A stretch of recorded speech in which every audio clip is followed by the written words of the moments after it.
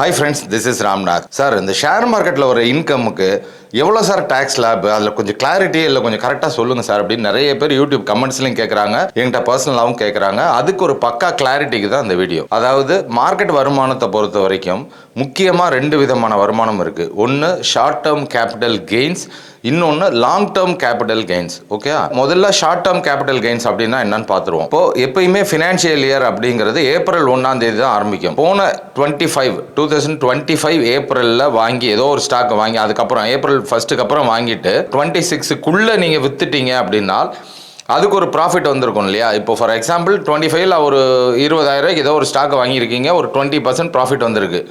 ஒரு 4,000 ப்ராஃபிட்டில் வித்துட்டீங்க அப்படின்னா அந்த 4,000க்கு 20% டேக்ஸ் நீங்கள் கட்டணும். அதுதான் ஷார்ட் டேர்ம் கேபிட்டல் கெயின்ஸ் அப்படிங்கிறது. லாங் டேர்ம் கேபிட்டல் கெயின்ஸ் அப்படிங்கிறதுக்கு உங்களுக்கு நீங்கள் ஒரு 10 lakhs இன்வெஸ்ட் பண்ணியிருக்கீங்க, இப்போது ஒரு 10% ப்ராஃபிட் வந்திருக்கு, அதாவது 1 lakh ப்ராஃபிட் வந்திருக்கு. ஆனால் அதுக்கு எந்த விதமான டேக்ஸும் கிடையாது. அதனால் லாங் டேர்ம் கேபிட்டல் கெயின்ஸ் அப்படிங்கிறதுக்கு அப் டு 1.25 lakhs வரைக்கும் நோ டேக்ஸு. ஓகே, அதுக்கு மேலே இருக்கிறதுக்கு 12.5, அதாவது 12.5% டேக்ஸ் போடுவாங்க. சரி சார், இதெல்லாம் இன்வெஸ்டர்ஸுக்கு சொல்லிட்டீங்க, ட்ரேடிங்க்கு அப்படின்னா ட்ரேடிங்கில் ரெண்டு விதமான ட்ரேடிங் இருக்குது. ஒன்று ஈக்விட்டி ட்ரேடிங், இன்னொன்று F&O ட்ரேடிங். ப்ரொஃபஷனல்ஸ் ட்ரேடர்ஸ் எல்லாமே, இப்போ எங்களை மாதிரி ப்ரொஃபஷனல்ஸ் எல்லாமே ஃபியூச்சர் அண்ட் ஆப்ஷன்ஸ் அப்படிங்கிற செக்மெண்ட்டில் தான் ட்ரேட் பண்ணுவோம்.